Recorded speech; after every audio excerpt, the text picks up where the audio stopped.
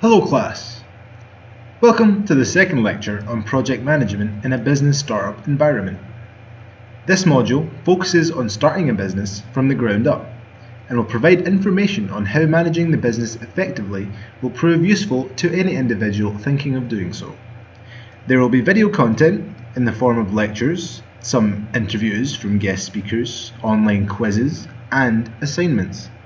All video content will be available in the form of a downloadable file on the KP LAMA Education website. Previously, we discussed the use of two models in our approach to project management. Both of these diagrams represent the project management triangle, the left in its purest form and the right illustrating the effects of considering two factors more than the other. Lecture 1 introduced management in a general sense, providing background about what factors must be considered when managing a project. Lecture 2 will now cover project management more specifically to the module we are interested in, which is managing business startup projects. Lecture 1 also covered the processes which are involved in project management, but in a very vague sense. These stages are the timeline which management has to follow to be successful. If a stage is excluded, it can leave the project as a disaster, which is not the result we are aiming for.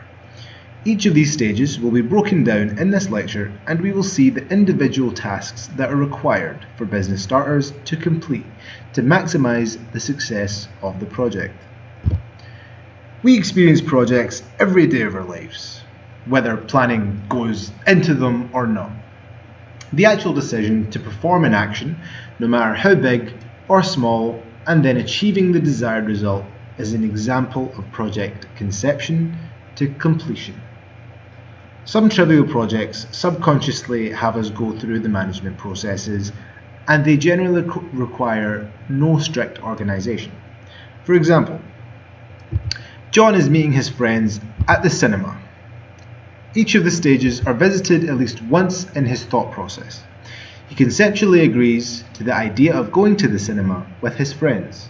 This is initiation. He chooses a showing, acknowledging the time, and then asks himself how much time he really has to get there. He needs to get ready. He needs to eat. Or he could eat at the cinema, but that would cost a lot of money. But the project quality, i.e. John feeling good, would be very high. Then again, he would get fat, and concurrently he would feel very upset because he has to attend WrestleMania 24 tomorrow. Now John has to decide how he'll get to the cinema. He could take the train, but needs to keep track of the train times, and he'll need to pay for a ticket. Or he could take his car, but he's almost out of petrol. John's resources, i.e. money and petrol, are low, so he needs to decide what to do. This is his planning stage. He decides to execute his plan, and he takes his car.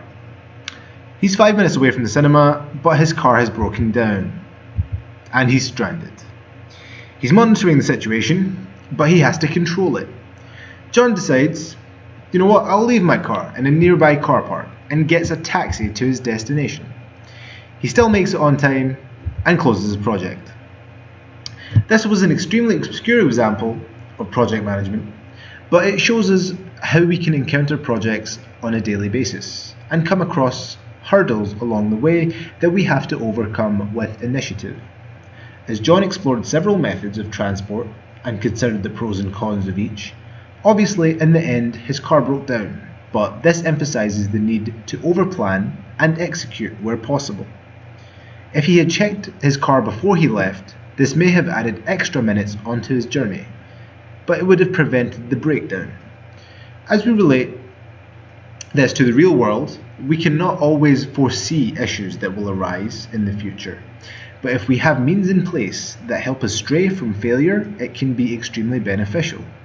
What seems like it could take more time in relation to a project to safeguard it from problems could be quicker and more cost-effective than maintenance required afterwards. Prevention is always better than cure.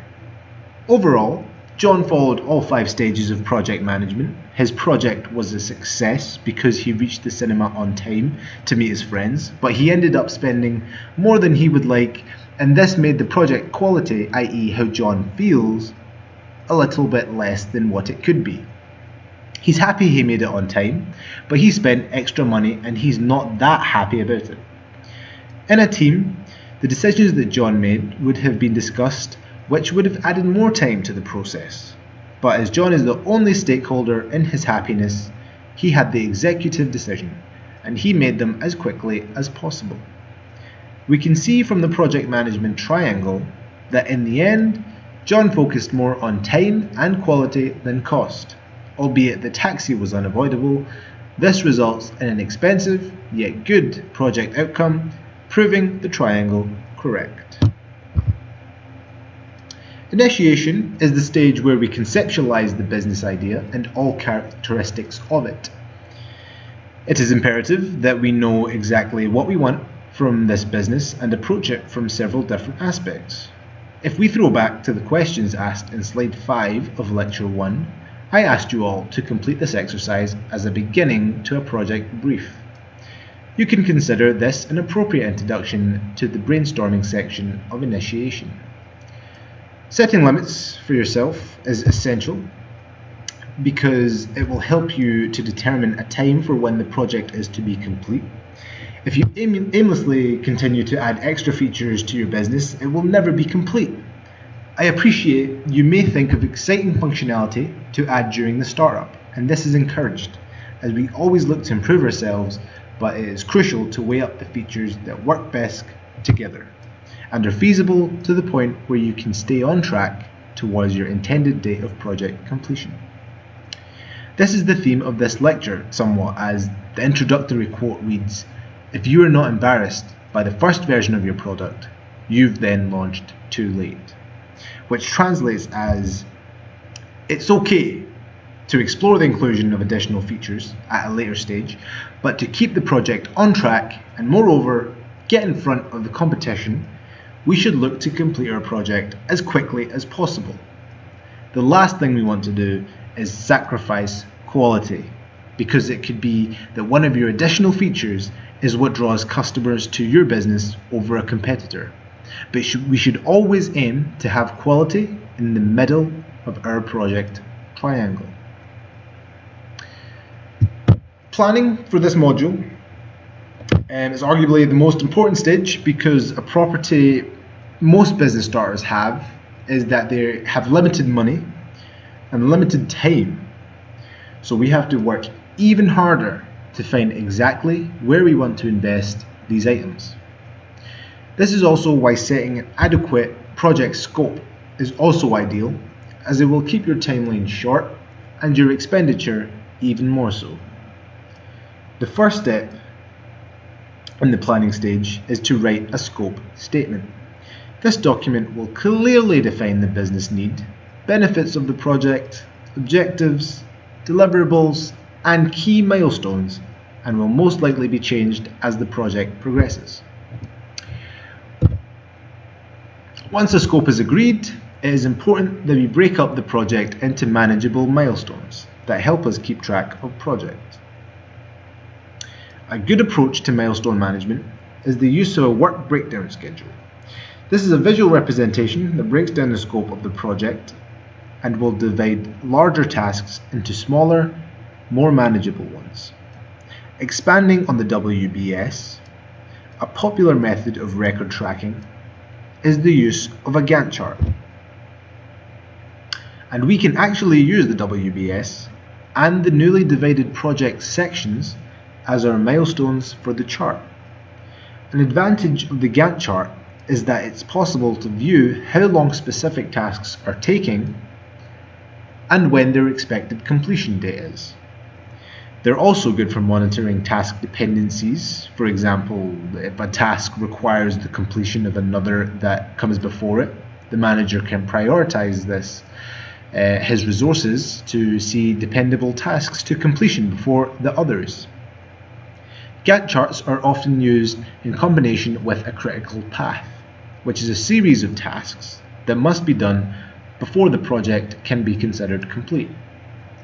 The critical path helps overcome bottlenecks, i.e. obstacles that hinder us from finishing the project. It is imperative that we follow guidelines when breaking work down into manageable milestones. From the book, The Power of Smart Goals, Using Goals to Improve Student Learning by Anne Conzemius and Jan O'Neill, a SMART goal is actually defined by the acronym SMART. Let's break this acronym down.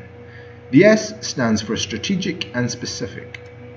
Specificity incites motivation as it provides concrete outline that a goal is to be achieved and how to do so. There is no uncertainty, which means in a team environment, we can expect clearer communication, and even if any discrepancies do arise, there will be a single goal, so constructive conflict will bring about focus on different ways to pursue the goal. M stands for measurable, and it is critical that we can assess our individual effort because walking toward a target blindly will not help anyone. If a goal is made measurable, a team can review how successfully they met assessment criteria, with what resources and in how much time. This evaluation will help the project manager set further goals and also keep team morale high because they can easily review how their work has contributed to progressing toward the business goals. A stands for attainability.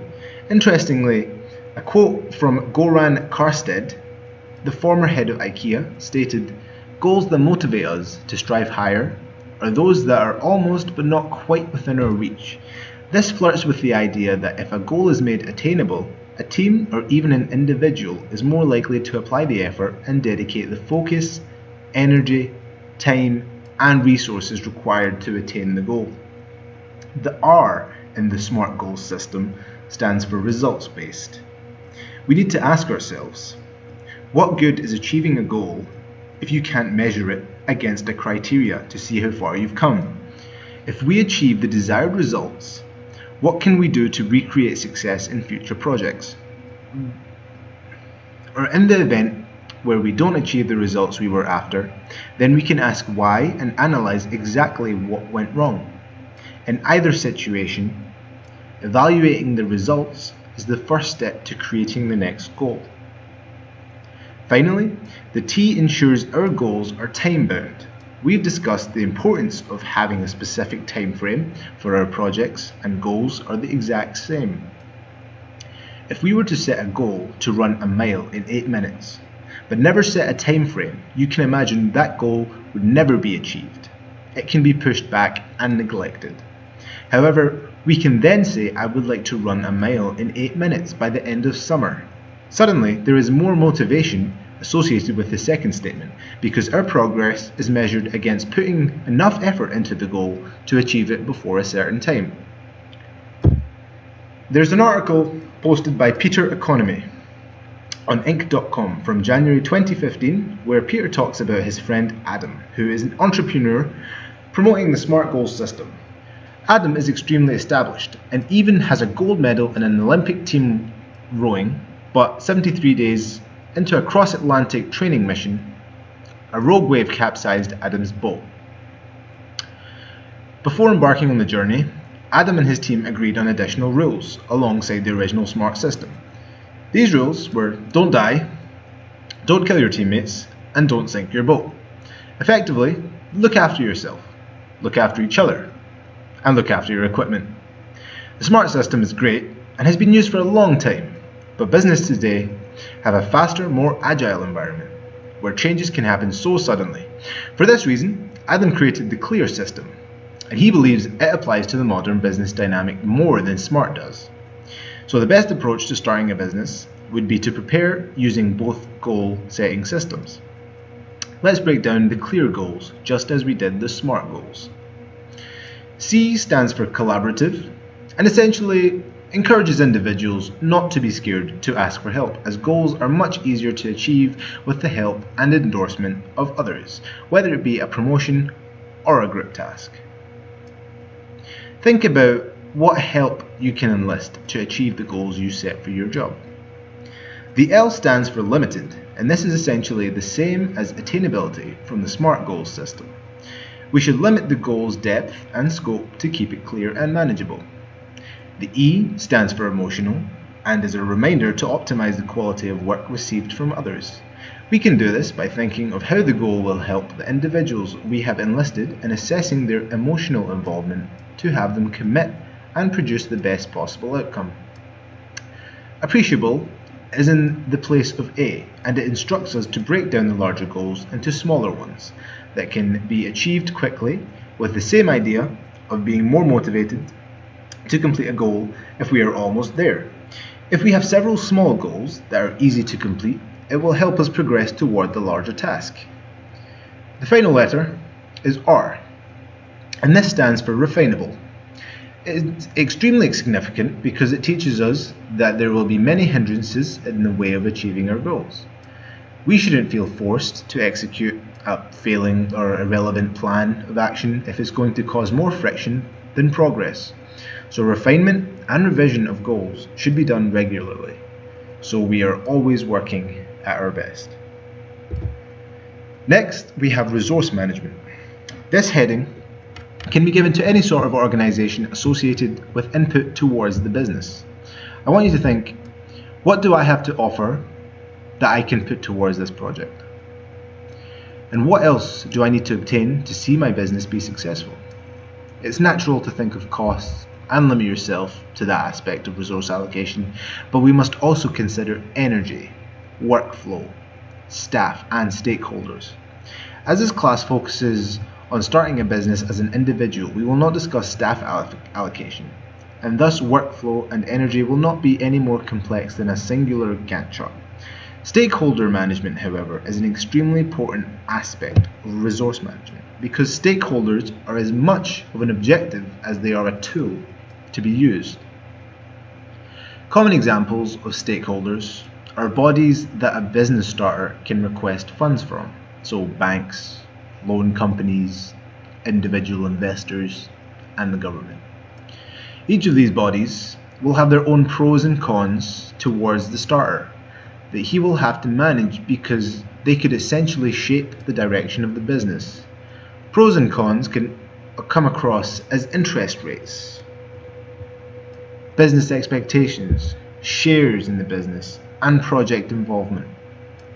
A manager can analyze the strengths and weaknesses of each body before a decision is made. Bear in mind that fund applications can take however long to process, so for the majority of the planning stage, a manager may be using facts and figures based on whether these applications do or don't get accepted. This would lead to a completely different business strategy. Because of this fact, it's imperative that we manage resources and document all expenditure where possible.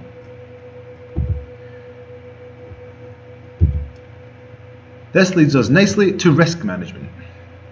The business is bound to have several risks involved.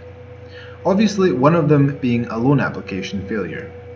The project manager has to account for everything that could possibly go wrong, document the risks, and also evaluate each one to provide a solution if ever those risks were to develop into potential issues. It can be a grave mistake ignoring the importance of this section of the planning stage, but it can also be a great advantage if risk management is done well, because it would save the business from dissolving. To analyze risks, we can use a tool called SWOT analysis. SWOT stands for strengths, weaknesses, opportunities, and threats. Each of these elements, the scope specification, resource management, and risk management, would all be documented in the business plan, and it is essential that this document exists because it can be referred to in the future, and if any problems are encountered in the monitoring and controlling stage of management, this document will have a great advantage. Execution is arguably the most fun part of the management process. All of the planning and strict documentation is out of the way, and we can focus on actually going about starting the business. This stage and the next are often done concurrently, so that we can execute but monitor at the same time. It's worthwhile performing regular checkups just to make sure that the processes and procedures that were outlined in the planning stage are correctly being implemented. One thing to note is that progress does not come overnight, so overanalyzing a situation will engulf your efforts into small details and petty problems. To avoid this, we must maintain a big picture perspective and monitor progress from a somewhat far stance, and in the event of data change or process differentials, we must act quickly and control the change. This is why both stages are performed concurrently, and as if we were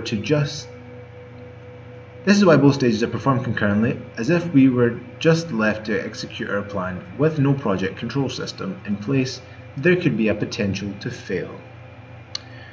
Through control, we ensure the project steadily progresses to completion. The most common threats to project success come in the form of time slippage, scope creep, quality issues, budget failure, and people problems. But the aim of monitoring and controlling is that we can eradicate these issues. So at this point, stakeholders will also want regular updates and status reports, so be ready to prepare this material for them. The only true way to find out how much detail stakeholders want you to supply is through consultation. Normally, information like this is discussed in the planning stage, but a project can always change, and the stakeholders may decide the information you're providing isn't enough, so they will most likely ask for more. The benefit of always keeping stakeholders informed of any issues is that if any issues arise, they may turn out to be useful resources. Let's move on to the final stage of project management, and this is closing. As the project in discussion is a business startup, the end of the project comes about when the business is established, and you've done all that you can to build a foundation upon which improvements can be made in the following years. It's this evaluation of the initial business startup that will dictate what changes should be put into effect in the next stage of the business. The next project is essentially business maintenance and improvement. So in this closing phase, we are looking to set ourselves up for this as much as possible by weighing up the advantages and disadvantages of all routes taken in the startup. We can look back and review how our project management triangle can be closer to an equilateral. Ask yourself the following questions. Was my expenditure entirely justified? Is there any way I could save money or time? Was my resource usage as efficient and effective as could be? Was the quality output to a standard that I am happy with? Were my methods fair and eco-friendly? Is my team happy? Generally, the business startup is the most expensive and time-consuming stage over the entire timeline of business existence. However, it is imperative we analyse whether we handled it to the best of our ability, with quality output at the forefront of our goal. Using these questions, we can prepare ourselves for the next project and make the next planning stage a little less work. On the back of the project brief, I asked you to compile in the first lecture focused on starting a business. Would like each of you to develop your individual ideas and create a business plan. This plan should be thorough and detail each aspect of the project management timeline that we have talked about previously. I expect you to use the models and topics that have been covered to enhance your plan. Specifically, how you can plan to use your scope, cost and time factors to produce a high quality output. You guys can find more information on this assignment on the KP LAMA Education website. Good luck. This concludes Lecture 2 of the Business Startup module of KP LAMA Education's online project management course. Goodbye.